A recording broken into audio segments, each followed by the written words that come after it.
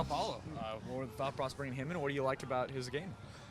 He is an excellent player, really good on the ball, really good passer, and I'll let Chris talk about it in more depth in terms of the real specifics there and what the scouts saw. But a guy that we're excited to add, a guy that gives our coaching staff some options in terms of how we play in midfield. And again, we really are motivated to go for it for Champions League. We've been saying that, and so to have a full DP, all three of them now from day one for the season. That's, I think, a statement of intent on our part that, we mean what we say. And we've had, as I've talked about a couple times before, we had, just a tricky situation with the CBA. And so what we did is we were able to find a player who really wanted to come. And because of that, we were able to find this loan structure whereby João, honestly, probably could have had a longer commitment somewhere else, but chose the Sounders and chose the loan structure because it helped us out and kept our flexibility without knowing what the CBA is going to be. But he really wanted to come, and so this all kind of came together, and we found a way through where it worked for everybody. It worked for Botafogo, obviously, as well, and we're really excited to have a player of this caliber. One of the things that stood out, and I'll let Chris talk more about it, but I think you guys will all be pretty impressed with João Paulo, the person. The character he has, the what he adds, I think those are all really, really important qualities. He's been the captain of his team. He's a leader guy, and he's, importantly, too, from a personality perspective, a complimentary player. These are the defending champs out there. This is not a team that needs to get blown up and remade and needs a new alpha dog. What they need is a guy who's going to play with Ladero and Rui Diaz and Svensson and Roldan and Morris and the rest of the gang, and we believe he's that player. What can you tell us about how the deal is structured? You alluded to it being a loan, and what kind of flexibility that gives you next season, I guess. Well, a loan typically is, and this one is, it's a year process, and then we have an option to buy at the end of that process, and so we can extend, and certainly we hope to João Paulo does really well, and that comes into play. Now, as you get close to the season, though, you talk about how is the CBA coming along and what progress is being made in that front? Yeah, we just don't know. They extended the deadline the other day, so it's February 7 right now, so that's still, 2 weeks before we got to play. Yeah. So hopefully they get something done before we take the field, but that's above my pay grade, so I don't have any updates there. Do you have any updates on the Colombian center back and any moves there? I would say that it looks like we're going to have an announcement early next week. Manuel Cecchini has gone out on loan. Just a couple of comments on that process, and you're not expecting him back after the season is over. The loan, so the period of our loan from Malaga ran through this season, and we have now loaned him out for this entire season to Unión de Santa Fe in Argentina. So at the end of that period, we would no longer hold any rights to Emmanuel.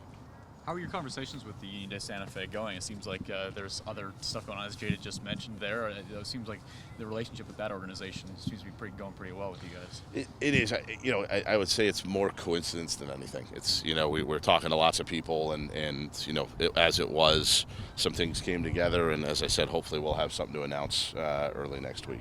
When we talk about players that can pair well with Javier Arriaga, what sort of a center back would you like to pair with Arriaga? What sort of skill set would go well with him?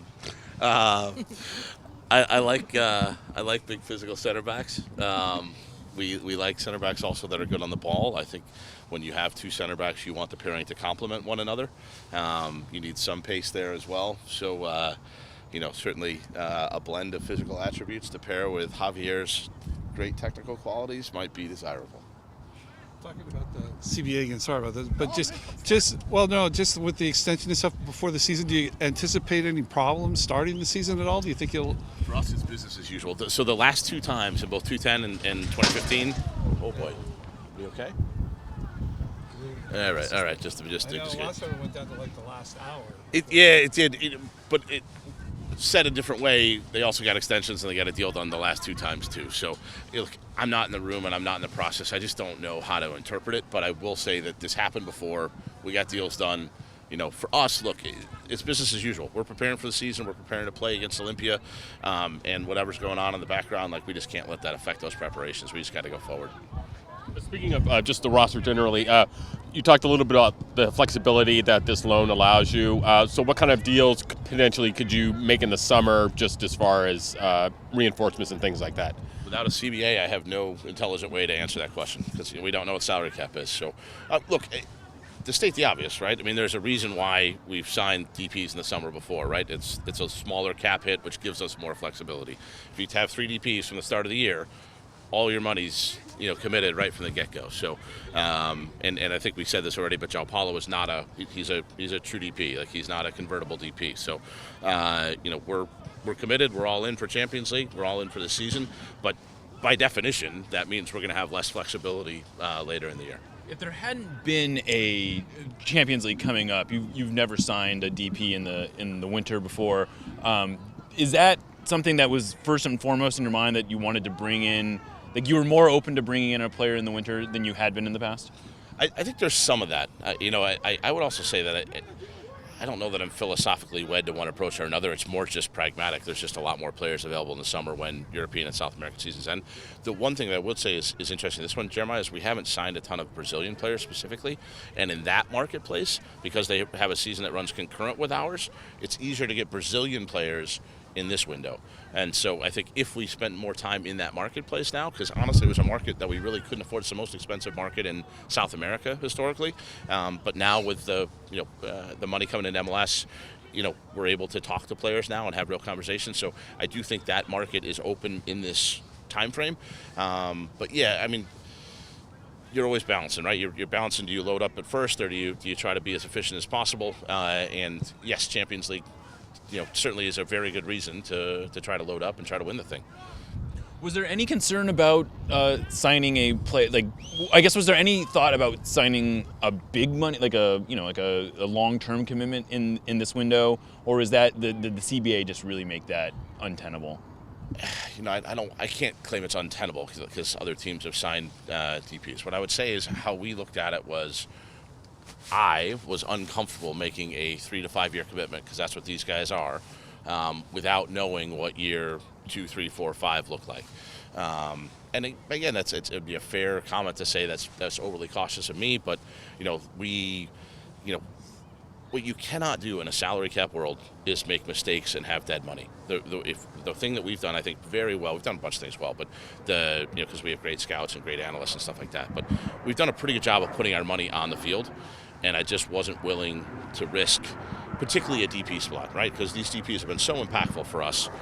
We've really gotten these right more than anything, right? Ludero, Rui Diaz, these guys are among the best players in the region in MLS, period, full stop. That's the standard we've set. So, I was not willing to make that longer-term commitment in this context. Politically, with some of the countries that you guys have gone to, or some of the countries that players have come from, either travel bans or there's talk of things like closing down politically. Does that ever come into play when you're considering players, or do you guys ever run into those troubles with visas and things like that? I mean, look, getting a visa is a part of every player's process, right? And we don't have the visa yet for João Paulo. We're applying for that. We have to apply for the ITC. So that stuff is, yes, for sure, a part of it. What I would say, Jada, is most often that comes up in the context of, if we're talking to a player from a country, they might have concerns about the U.S. or how they are admitted and things like that. But usually you have that conversation relatively early in the process, just to say, hey, is this a place where you would like to play? And you work through things there. So, but yes, every player does have a visa process attached to them, and we have to go through those steps. And certainly, we've been fortunate that we haven't had a problem so far in terms of getting guys into the country. Even from the Latin countries where our president hasn't said positive things about.